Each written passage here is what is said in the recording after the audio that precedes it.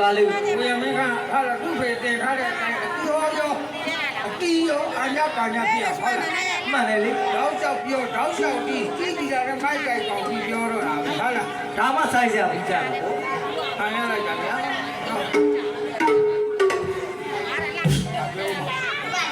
ဗျာ ဝမ်းမင်း ဇာသားလေး တောင်းရပြီးတဲ့ထိုင်းဝါဒနာရှင်များအတွက်ဒီခါဒီပြကျင်တော့ကတော့ပဋိသတ်ဆရာဆွမ်း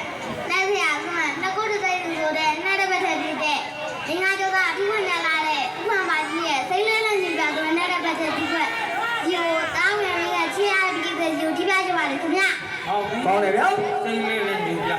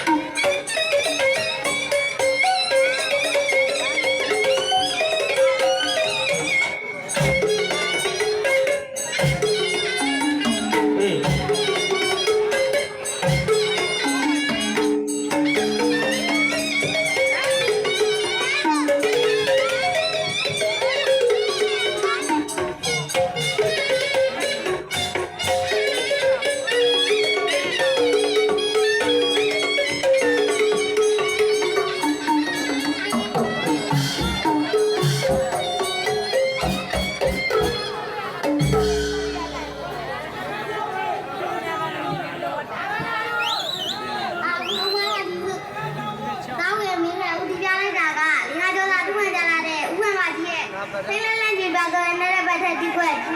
ပထမပိုင်းကိုတောင်းရန်ဒီပြလိုက်တာဖြစ်ပါလိမ့်ခင်ဗျ ဟုတ်တယ်ဗျာ ကဲဒီခါကျတော့တောင်းရန်ကိုချီရတဲ့ဖိုးဖိုးဝါးဝါဖေးဖေးဖေးဖေးဥတော်တော်ကိုကိုမမမြောင်တောင်းရန်ကိုတော့ကတိုးတိုးဆဆနဲ့အခုဥရမကြီးရဲ့စိတ်လဲကြည့်ပါတော့နဲ့ပတ်သက်ဒီကွက်ဒုတိယပိုင်းကိုတာတော်မူတာရဲ့ချစ်ပြီးတဲ့ကိုလိုတီးရကြပါလိမ့်ခင်ဗျ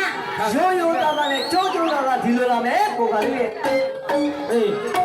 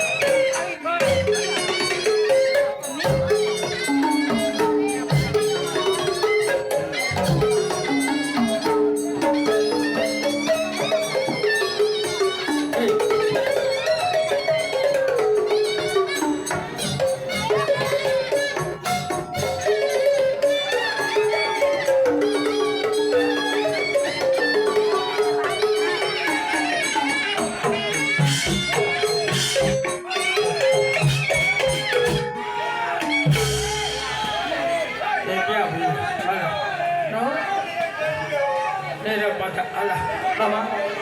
တော်ပြီပြေးလိုက်တာနော် ဟုတ်ကဲ့ဗျာ နောက်စိတ်လေးပြန်ပြီးပြေးလို့နေ